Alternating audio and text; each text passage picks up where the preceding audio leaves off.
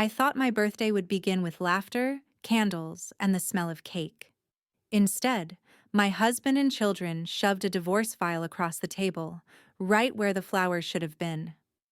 "Sign it, Mom. Stop embarrassing yourself," Madison sneered, her words slicing sharper than any knife. And then, like a twisted performance, they announced the mansion, the company, and every dollar we built together would no longer be mine. In one brutal moment, I lost my marriage, my home, my legacy. Not strangers, not enemies. My own blood. Have you ever been betrayed so deeply that the people you raised turned into the ones who destroyed you? Tell me, if it were your birthday and your family stole everything in front of you, what would you have done?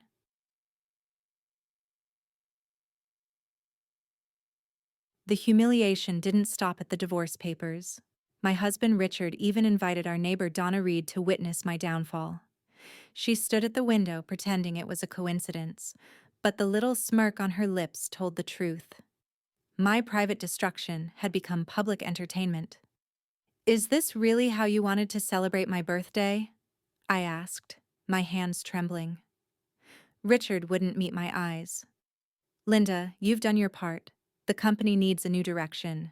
We can't keep carrying dead weight." Dead weight. That's what I was to him. On the table lay not just divorce papers, but a full transfer of our mansion, the company, and even my personal savings into Richard's name. Sign today, or leave with nothing. I turned to Daniel, my son, my lawyer, the one I believed would protect me. He looked away, adjusting his tie like a stranger in court. Madison smirked and filmed everything on her phone, later uploading it to a group chat she called Mom's Birthday Meltdown. "You should feel grateful," Madison sneered. "We're giving you the garage. At least you'll have a place to sleep." My home of 40 years, reduced to a storage box. Just then, Miguel, a longtime employee, appeared silently at the door. Without a word, he slipped a USB drive into my pocket. I didn't understand it yet, but it was the first spark of hope in the ashes of my humiliation. That night, in the only room they hadn't stripped from me, I pressed my ear to the vent. Richard thought I was too broken to notice, but years of silence had taught me to listen. Through the thin metal, I heard Victoria Hayes, his glamorous widow lover, whispering, "Once she's out, we'll sell Brennan Construction to Phoenix Group. They're offering double if you close fast." Richard's laugh followed, sharp and careless. "She won't last a week on her own. Our company, my life's work, handed to rivals while I was thrown out like garbage." My heart raced, but I didn't cry. Not anymore. Instead, I whispered to myself, "If they want me erased, they'll learn what happens when a woman who gave everything decides she has nothing left to lose." This was only the beginning. They thought they had destroyed me on my birthday. They didn't know they had just given me the perfect gift: clarity. Because I wasn't as helpless as they believed. Before we dive deeper into this story of betrayal and resilience, don't forget to subscribe to her Betrayal Stories and ring the notification bell. Here, you will always find tales of sacrifice, betrayal, and shocking turnarounds. And tell me, where are you watching from today? Drop a comment below. Who knows? The next story might reflect a piece of your own life. The next morning felt like walking into winter. The house I knew like the back of my hand wore the brittle silence of a storm-swept street. Papers scattered where photographs used to sit. Closets yawning empty, and even my grandmother's quilt folded into a trash bag on the porch like some forgotten rag. Madison stood in the doorway, the light behind her making her a silhouette of certainty. Arms crossed, lip curled. The girl who once clung to my skirts now looked like the judge of my life. "Don't act surprised, Mom," she said, voice flat and small as a snapped twig. "You've been dead weight for years. Dad kept you out of pity. We're just fixing his mistake." Those words hit like a winter wind, sudden, bone deep. Dead weight. The word hung in the air like smoke, settling on the photographs they had ripped down. For an instant, my life reduced to one jagged phrase. I pressed my fingers into my palms until they hurt to stop my hands from shaking. Tears would have fed her appetite. I lowered my voice, cold and quiet. One day, you'll regret the way you speak to me. She laughed. It was a dry, brittle sound. Not likely. Sign the papers and move out. You'll be doing all of us a favor. By noon, the town knew. News spread like spilled coffee through the little places I had loved. The cafe where I bought Monday muffins, the hairdresser who braided my hair every summer. In the cafe, eyes slid away when I walked in. My face was suddenly a headline on someone else's phone. Madison's headline. She had filmed the whole thing. The clip showed me at that table, papers stacked like a mock altar. Richard leaning over, his shadow long and patient. The caption read, "When mom turns 60 but doesn't know when to quit." I scrolled the comments with the same numbness you feel when cold seeps into your bones. She should have seen it coming. Poor Richard, stuck all these years. Embarrassing, but at least the kids are strong enough to handle her. Do you know that shame? The kind that turns private grief into public entertainment? It presses in at the throat. The room gets smaller, and the air tastes like metal. That evening, as I passed the warehouse where the company's lights used to blink like watchful eyes, Miguel stepped out of the shadow. He has worked there longer than my marriage has lasted. A quiet man whose hands know the weight of lumber and ledger. He looked older than his years, like someone who keeps storms in his pockets. "Senora Linda," he said, voice low as gravel. "I've seen what they're doing. You deserve to know." He pressed something into my hand. The tiny, unassuming shape of a USB drive. His fingers lingered for a second, steady and warm. "Not here," he murmured. "Wait until you're safe." I nodded. Fear curled like smoke in my stomach, but beneath it, something else uncurled. A thin thread of possibility. That night, the house smelled like soap and betrayal. Richard came into my room as if he owned the place that was still mine. He had that practiced smile, the one that had once charmed a younger me, now used like a blade wrapped in velvet. "Yes, Victoria," he whispered into the phone. "By next week she'll be out. The house will be ours. The company too. And then, maybe Paris." He turned his face to me, voice syrup sweet. "Linda, start packing. I don't want to see you scrambling at the last minute." I felt something inside me tighten. Not sorrow, but a kind of stunned clarity. I let the words fall into the silence between us. "After everything we built together, this is how you throw me away?" He shrugged like a man dusting off a coat. "Don't dramatize. You were the wife I needed then. Now I need something else. That's life." Can you feel the cold in those sentences? The wife I needed then. As if affection came with an expiration date. As if devotion could be shelved and replaced. I clung to the hope that at least one child might remember me as a mother, not an inconvenience.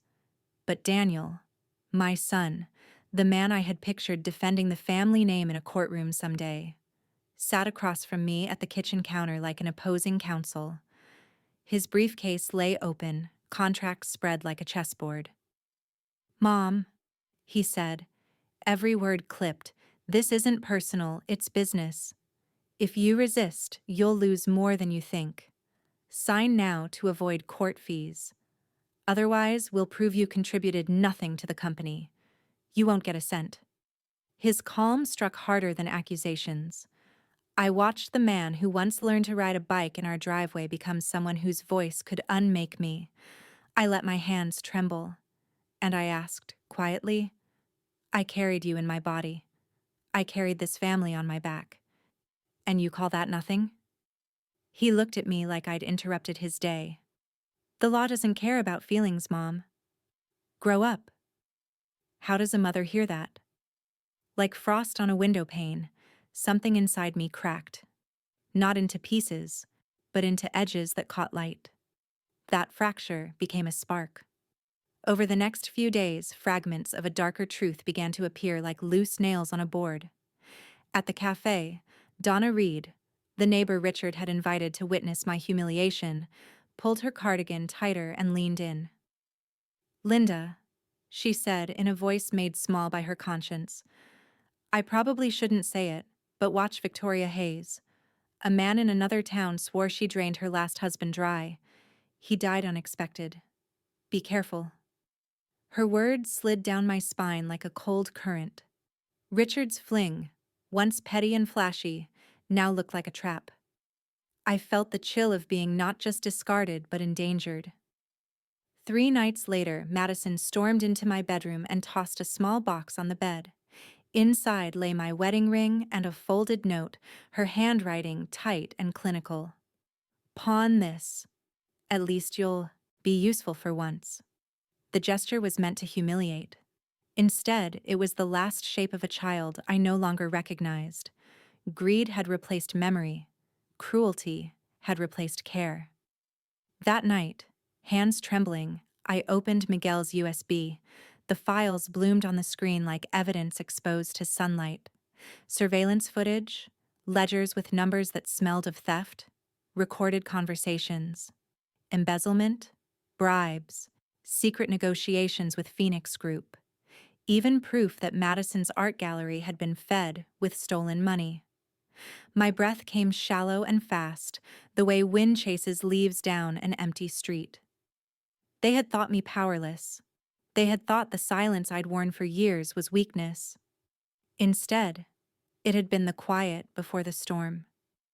I sat very still, listening to the small noises of the house, the hum of the refrigerator, the distant bark of a dog, the whisper of my own breath.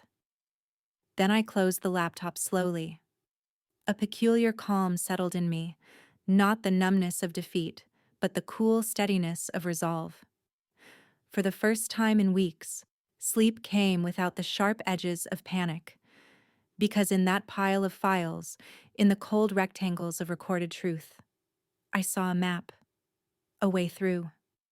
They had given me a terrible gift that day on the porch: clarity. They'd stripped me bare and, in doing so, shown me everything I needed to see. Before I move deeper into what came next, I want to hear from you. If a family betrayed you in plain sight, what did you do? Or, what would you have done? Share below. And if this touched something in you, remember to subscribe to Her Betrayal Stories. We're building a place for women who have loved and lost, to find strength and truth in each other. I woke before sunrise, the sky outside a bruised shade of blue. Through the blinds, thin blades of light cut across the room like silent witnesses. For the first time in weeks, the heaviness pressing on my chest was gone. In its place sat something steady, quiet, and alive. Resolve. Miguel's USB lay on my nightstand. Not just evidence, a lifeline. In the kitchen, I brewed coffee slowly, letting the hiss of steam fill the silence Richard once ruled with his demands for perfect breakfasts. This time, I poured only 1 cup. Mine. The smell rose like a small banner of defiance. It steadied my shaking hands. If they think I'm disposable, I told myself, they've forgotten who built this house. Who built them?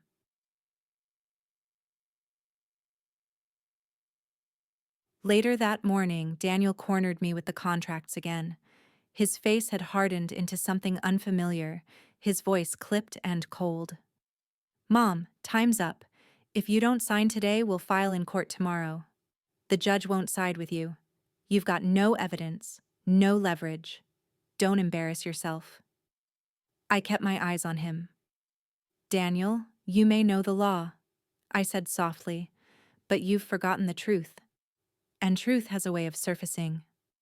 A flicker crossed his expression. Annoyance, maybe doubt. "You don't scare me. Neither does your pity act. Just sign and get it over with." Inside, my pulse hammered. Outwardly, I smiled. Let him think I was cornered. The more arrogant they became, the sweeter the reversal would taste. Over the next days, I moved like a shadow through my own life. Quiet, invisible, purposeful. I visited Janet Collins, the forensic accountant I'd met years ago at a charity gala, the woman known for exposing rot beneath polished floors. When I spread the documents across her desk, she inhaled sharply. Linda, you're not the first woman discarded after giving everything. She tapped the USB with one elegant finger. But with what you've shown me, you might be the first who gets the last word. We sat together for hours, the glow of her desk lamp painting our faces gold. Page by page, my sacrifice became a map of their greed. Shell companies swallowing profits, Madison's gallery invoices stuffed with fake purchases, Daniel's signature on bribes disguised as consulting fees. Each revelation felt like a brick pulled from a wall, showing daylight on the other side. For the first time, my years of invisibility weren't wasted. They were evidence. One evening, Donna Reed stopped me outside the cafe. Her voice was lower, her eyes darting. Linda, there's something off about Victoria Hayes. People whisper she poisoned her last husband. Digitalis in his tea. They called it natural, but... She trailed off. Cold slid down my spine. Richard wasn't just betraying me. He was walking into the arms of a woman who had already buried more than one spouse. And if Donna's whisper was true, I wasn't the only one at risk. Later, passing the study, I heard them on speakerphone. Richard's laugh, sharp, careless. And Victoria's voice, honeyed but edged with steel. You'll have the house, the company, everything. Linda will be gone. Soon it'll just be us. Perfect, darling, she purred. But don't forget what we discussed. We can't have loose ends. Loose ends. The phrase landed like a blade. That was me. That night, instead of tears, fire came. I stood at the window, the streetlights flickering like watchful eyes, and whispered into the darkness, "You want me gone? You'll wish you had never tried." From that moment, I began recording everything. Richard's calls with Victoria, Madison's midnight rants, slurred and bragging about siphoning company funds, Daniel's threats in the kitchen, each clip a stone in the sling I was building. I went back to the warehouse and found Miguel waiting, his face carved with concern. "Why?" I asked. "Why did you help me?" He shrugged, voice low but sure. "Because I saw who really built this place. Not Richard, not Madison or Daniel. You. And because no one deserves what they've done to you." Tears rose but didn't sting like before. They were warmer. Gratitude, not despair. "Then help me finish this," I said. He met my eyes. "I will." That Sunday I cooked dinner like nothing had changed. Roast chicken, Madison's childhood favorite. The smell wound through the house like memory itself. They came to the table with their usual contempt, Richard smirking, Madison scrolling her phone, Daniel tapping contracts like a gavel. I set the dishes down gently. "I hope you enjoy it," I said, "because this may be the last time we sit like this." Richard frowned. "Finally some sense?" I tilted my head, smiled faintly. "Or maybe not." Their laughter faltered. For the first time, I saw uncertainty flicker in their eyes like a candle threatened by wind. Inside, I felt the balance shift. Quiet, invisible, but real. 2 days later, in a discreet office, I met Detective Mark Stevens, Janet's recommendation. His hands were broad and steady, his eyes kind but grave. I slid the evidence across the desk. Recordings, USB files, fraudulent transfers. He read, lips pressed tight. "Mrs. Brennan," he said at last, "this is serious. If what you're saying is true, this isn't just financial fraud. Victoria Hayes has a record of suspicious widowing. You may be in danger. I straightened my shoulders. I've lived in danger for years.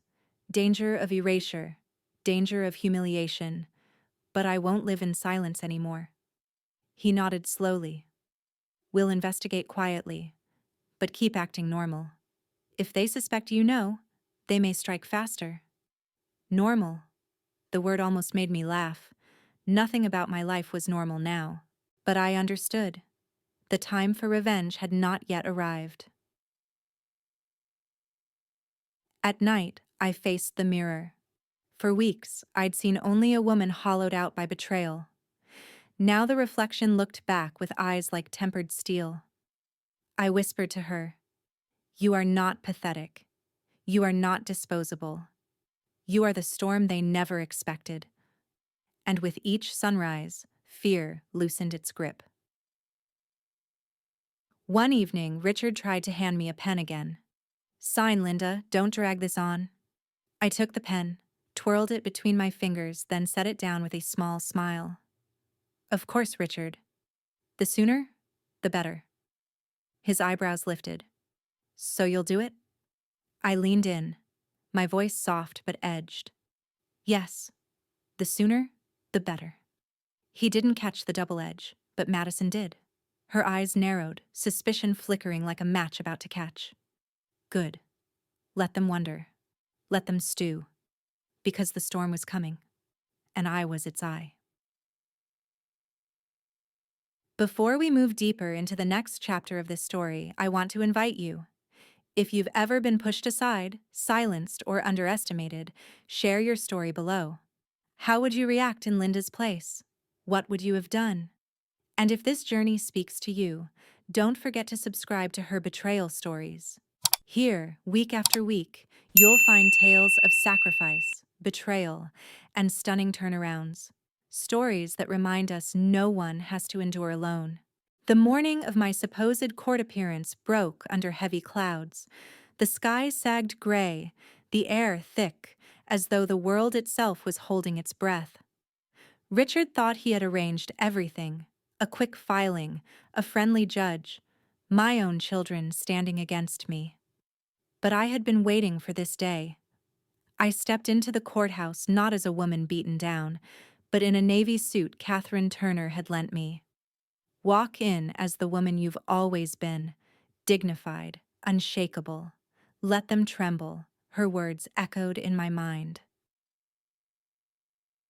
Richard sat at the plaintiff's table, Daniel by his side, Madison smirking like a viper behind them. Victoria, in blood-red silk, lounged in the back row as if it were her coronation. When the judge asked if I had counsel, I lifted my chin. "Yes, Your Honor, Mr. Robert Miller will be representing me." The name rippled across the room. Robert Miller, the corporate lawyer Richard had once tried and failed to poach. Now he stood beside me, eyes sharp as glass, briefcase in hand. Richard's smirk cracked. The proceedings began. Richard paraded his lies, Daniel read lines rehearsed to strip me of worth, and Madison whispered, "Pathetic," loud enough for everyone to hear. Then Robert rose, his voice carried like thunder. "Your Honor, before we proceed, I submit evidence of financial misconduct, embezzlement, and fraud by the plaintiffs." The screen flared to life. Miguel's USB spoke for me. Unauthorized transfers, falsified invoices, Phoenix Group deals, Madison's gallery fed by stolen funds, Daniel's signature on bribes, Richard's own recorded voice plotting the company's sale. The courtroom froze. "And more," Robert pressed on. "Sworn employee statements. Forensic reports by Janet Collins. Mrs. Brennan is not the liability. She is the victim of a conspiracy." The gavel slammed. "Order in the court." I turned. My family's faces had drained pale, their mouths opened, but nothing came out. For once, they were speechless. And then, fate added its own twist. The doors opened. Detective Mark Stevens walked in with two officers, handing the judge a folder. Your Honor, our investigation into Ms. Victoria Hayes revealed a trail of suspicious spousal deaths. We believe Richard Brennan was her next target. The air cracked with shock. Victoria's smile shattered. Richard's face twisted in horror. You set me up? He stammered. Victoria leaned back, voice trembling but cruel. Oh, Richard, you thought you were the predator. You were only prey. Gasps filled the chamber. For the first time, Richard looked afraid. Truly afraid. By evening, the world knew. Headlines screamed, Brennan family scandal, fraud, betrayal, murder, plot. Outside the company gates, unpaid workers gathered, chanting, Linda, justice for Linda. I walked through them, not as a victim, but as their ally. Each step shed the silence I had carried for decades. That night, the house was no longer mine in memory, but it was mine in law. Madison waited, eyes red, fury spilling from her. You ruined us, Mom. We were supposed to inherit it all. I stood tall. No, Madison. You ruined yourself when you chose greed over family. You thought inheritance was greater than integrity. Now you have nothing. She lunged forward. I didn't flinch. This villa is mine. You're trespassing. The words rang, sharp and final. Madison froze, powerless in her rage. In the corner, Richard sat collapsed. His once commanding frame had folded in on itself, eyes wild, hair unkempt. She tricked me, he muttered. Victoria tricked me. I only wanted... I cut in, voice low. You only wanted yourself. And now you're left with nothing but your choices. He buried his face in his hands. For a heartbeat, pity brushed my chest, until I remembered the divorce papers on my birthday. Madison's sneer, Daniel's threats. Pity turned to dust. Days later, federal agents raided Brennan Construction. Madison's gallery closed. Daniel faced disbarment. Richard was indicted, his assets frozen. Victoria left the courthouse in handcuffs, accused of fraud and attempted murder. And me? I walked into the boardroom to thunderous applause. With Catherine Turner at my side, I signed fresh contracts under a new name, Thompson Construction, honoring the lineage they tried to erase. From ashes, I had built fire. That night, I sat alone in my living room, tea warming my hands. On the table lay letters from Madison and Daniel, written behind bars. Pleas for forgiveness, begging for money. I read them aloud, each word heavier than the last. Then I slid them into a folder labeled simply, Birthday Gifts. For once, I laughed. Not bitterly, not cruelly, but with the relief of a woman who had endured storms and walked out into sunlight. Messages poured in, women from across towns and states. Linda, your courage gave me strength. I suffered betrayal too. You reminded me I'm not alone. If you can rise, maybe I can too. And I understood. Revenge was not only reclaiming my home, my company, my dignity. Real revenge was showing every silenced woman that survival is not the end. Victory is possible. In the quiet of my house, I whispered, steady and sure. They tried to erase me, but I remain. Stronger than ever. The storm had passed, but its echoes still lingered in the walls of my home. Brennan Construction no longer existed. In its place, Thompson Construction rose, a name that carried my maiden bloodline, the roots Richard had tried to bury. The new sign gleamed under the sun, metal letters catching the light like polished armor. I stood at the office window, watching employees file in. Once, I was the silent shadow behind Richard's empire. Now, I was the name etched above the doors. My silence had ended. From the prison ward, letters arrived in uneven streams. Madison's handwriting was still sharp, but her words had softened. "Mom, we were wrong. We didn't mean it this way. Please, help us." Daniel's notes were colder at first, more like legal drafts than apologies. "If you send money, we can appeal. Think of our future." But over time, even his words cracked, revealing something raw beneath. "I miss the way you used to tuck me in. I miss being your son." I read them slowly, my fingers tracing their ink, and tucked them into a folder labeled Lessons. Did I forgive them? Some nights my heart whispered yes, because blood is blood.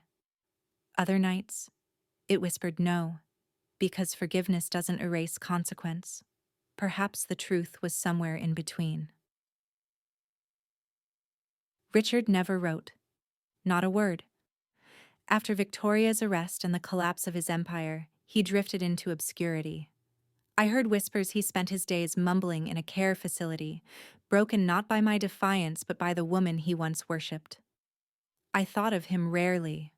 When I did, there was no fury left, just emptiness.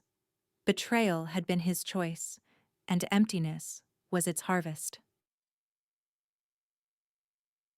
One morning, Catherine Turner joined me in the new boardroom. She touched the polished table and smiled. "You've rebuilt more than a company, Linda. You've rebuilt yourself." I met her eyes.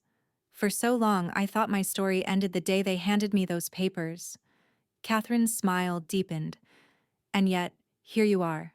Not erased, not defeated. Alive, strong." Her words wrapped around me like a quilt. The kind my grandmother once stitched. The kind Madison had tossed aside. For the first time in decades, I was living not for them, but for me. That weekend, I drove to a small cottage I'd always dreamed of but never dared to claim. Wildflowers crowded its fence, colors spilling like defiance against the wind. I stepped onto the porch barefoot, the wood warm beneath my soles, and breathed in air untouched by betrayal. This, I thought, is what freedom feels like. Not applause, not riches, just the quiet dignity of knowing I survived. And I won.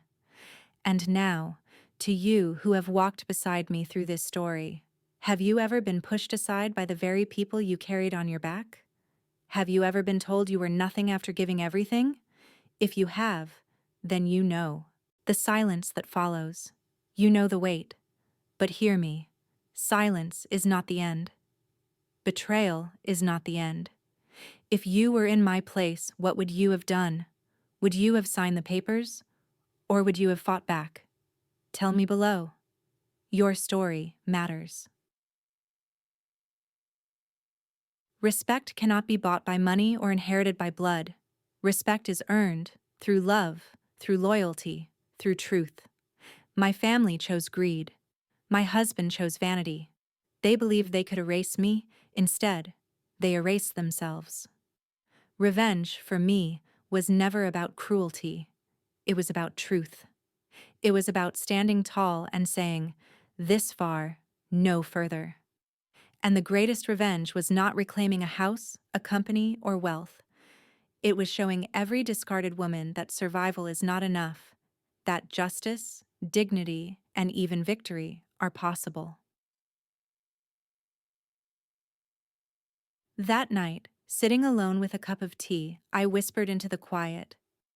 They wanted me gone, but I am still here, and I am stronger than ever. If this story touched you, don't keep it inside. Share your thoughts in the comments. Maybe your words will be the strength another woman needs tonight. And if you want more stories of sacrifice, betrayal, and powerful turnarounds, subscribe to her Betrayal Stories. Together, we can build a place where no woman feels erased, where every voice finds its echo. Because here, justice isn't just a dream, it's a story we tell, again and again,